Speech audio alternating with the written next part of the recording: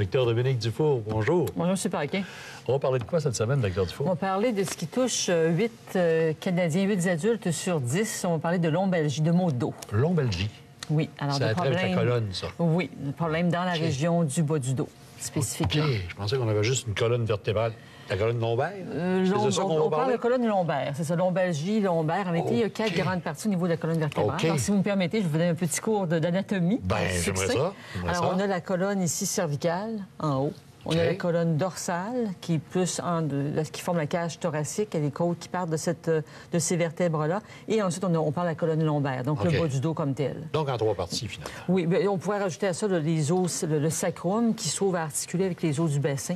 On les sacrés, comme on les appelle. Et au bout de ça, on a le coccyx. Quand on tombe sur la glace, qu'on se dit qu'on se fait mal au coccyx, c'est une petite partie de la fin de la colonne, mais qui est sensible. Qu'est-ce qui arrive s'il se produit de l'arthrose dans ça, dans le bout de la colonne lombaire? Là?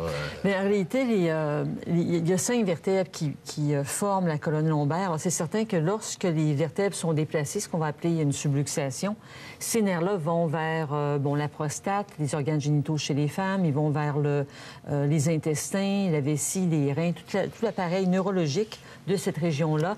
Si c'est touché, à ce moment-là, on peut potentiellement, c'est pas obligatoire, mais on peut voir une corrélation chez beaucoup de patients qui nous consultent avec des problèmes du bas du dos, vont par exemple avoir des problèmes de constipation ou des douleurs menstruelles ou des problèmes de ce genre-là, associés aussi avec des problèmes lombaires. Parce qu'évidemment, l'énergie ne circule pas.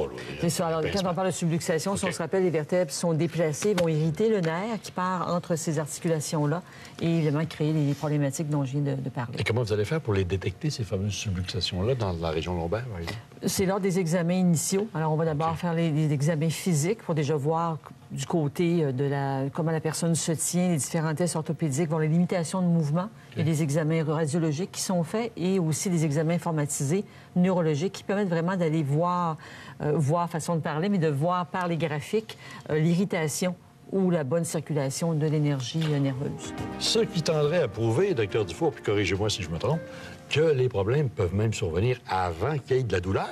Effectivement, la plupart des problèmes surviennent bien avant que la douleur n'apparaisse. La douleur, c'est comme la dernière chose qui arrive, c'est souvent la première chose qui repart aussi. Mais c'est ce qu'on veut détecter. Donc, par les examens physiques, on peut... c'est le rêve de tout chiropraticien que les gens viennent par prévention, qu'on puisse faire d'abord un dépistage. S'il n'y a rien, tant mieux, mais si c'est quelque chose, on le prend à temps. Mais en réalité, il y a plusieurs appellations. Quand on dit on se fait une entorse lombaire, tour de rein, c'est relativement similaire comme appellation. Vous aimez la télévision, Marcel? Vous en faites régulièrement? Mais vous ne faites pas de films d'action, vous, hein? Non. Mais quand on va dans les films d'action, il y a une corde comme ça. Vous savez, ils sont suspendus, puis là, la corde s'effiloche, et ça va à un moment donné, évidemment, ça lâche. Mais dans notre dos, ces cordes-là, c'est les ligaments. C'est ce qui tient les os. Donc, un ligament, c'est comme une corde qui tient un os à un os. Alors, si on fait des gestes brusques ou autres, à un moment donné, ça s'effiloche. Alors, on peut se faire une entorse mineure. Donc, là, comme on dit, on reste barré. Ça nous donne un bon... On a ressenti un coup dans le dos, puis on reste barré. Mais on peut avoir une entorse encore plus sévère où, là, vraiment, toute la corde s'est effilochée au complet. Complètement déchirée. Alors, ça peut être de moyen, évidemment, à plus grave. Mais quand on parle, donc, de ligaments, on parle de problèmes musculaires. Donc, les muscles, c'est ce qui s'attache, donc, d'une vertèbre ou d'un os, finalement, à une autre, par un tendon. Donc, c'est ce qui permet le mouvement. Alors, il faut faire une différence dans toute cette panoplie-là, mais généralement, un tour de rein, c'est qu'on a eu un effilochage, finalement, du tendon progressif. On parle évidemment de tour de rein, mais dans le langage populaire, dans le discours populaire, devrais-je dire, on parle beaucoup de hernie discale. Une différence? Oui, il y a une différence importante. Le disque, quand on parle de discal, le disque, c'est l'amortisseur de choc, entre les articulations. Si on regarde le modèle qu'on a ici, on voit donc des vertèbres qui sont séparées ici par le disque. Alors, et on peut pas... Souvent, les gens vont dire « je me suis déplacé un disque ». Un disque, ça se déplace pas. L'expression veut dire quand même que les vertèbres, elles, ont un mauvais mouvement et c'est ce qui va faire une pression trop forte à certains endroits sur le disque. Alors, c'est un peu comme quand on mord dans une sandwich avec crème glacée, il faut que la crème glacée aille quelque part. Mais le disque, lui aussi, va s'évaser. Et cette matière discale-là va aller faire une pression au niveau de la racine nerveuse. Donc, souvent, on va parler de sciatique aussi. Le sciatique, c'est le nerf qui descend dans la jambe. Donc, le nerf va être irrité. On peut avoir une douleur fulgurante qui descend tout le long de la jambe, même jusqu'au pied, comme tel.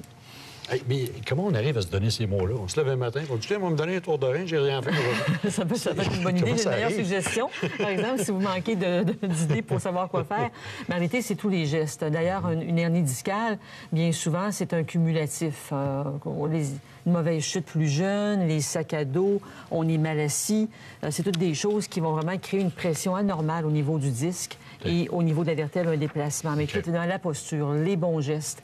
C'est des choses sur lesquelles il faut travailler absolument pour empêcher les problèmes de s'installer. Est-ce qu'il y a autre chose outre les hernies discales et puis les tours de rein qui peuvent hypothéquer la colonne lombaire? Oui, on va souvent parler, si on regarde la colonne vertébrale ici, Marcel, on va parler du syndrome sacro-iliaque. Okay. Alors, on a vu tout à l'heure, je vous parlais du sacrum, donc c'est l'os triangulaire qui articule avec le bassin.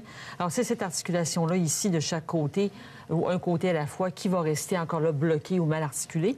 Et on peut parler aussi de syndrome facétaire. Donc, c'est les articulations entre chacune des vertèbres qui, encore là, restent bloquées. Et ils vont créer un irritant quand même assez important. Et vous avez des moyens pour traiter ces lombalgies, j'imagine?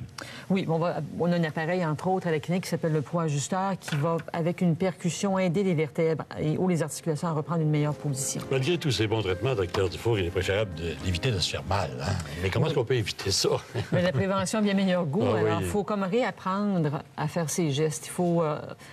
ça demande une attention particulière au départ, mais ça devient une seconde nature. C'est-à-dire que si, par exemple, on veut soulever une charge, c'est important, vous l'avez sûrement déjà entendu dire, de fléchir les genoux. Donc, on fléchit les genoux. En même temps, quand on dépose la charge, on ne fait pas le geste que j'ai fait là.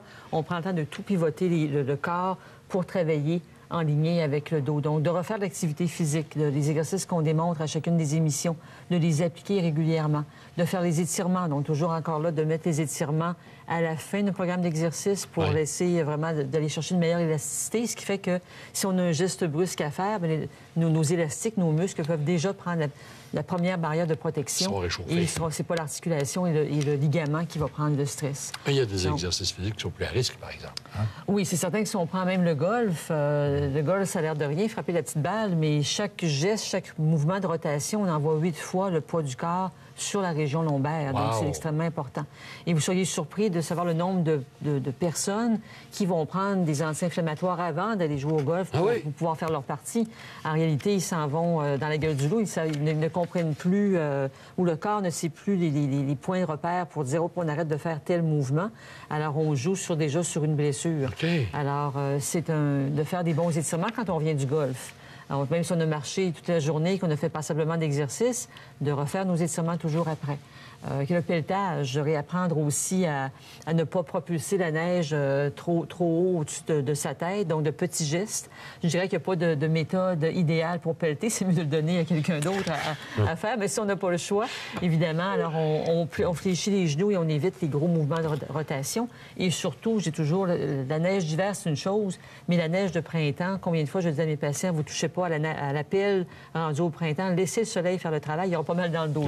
Absolument. Alors, la neige, on frappe dans quelque chose qui est durci, qui est glacé.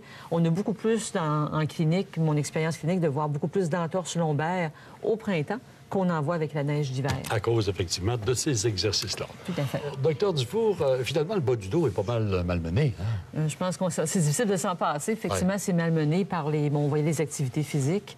Il y a les gestes de tous les jours aussi. C'est pas seulement dans les activités qu'on fait, comme le golf ou autre, mais quand on s'assoit, par exemple, alors de pas se croiser la jambe. Combien de fois, c'est une habitude, dans toutes les salles de réception, on voit la jambe croisée, ce qui amène le bassin de travers. Donc, au niveau même des hernies discales à long terme, ça peut amener une détérioration, une usure progressive des disques. Donc, de ne pas se croiser la jambe, ne pas lire au lit.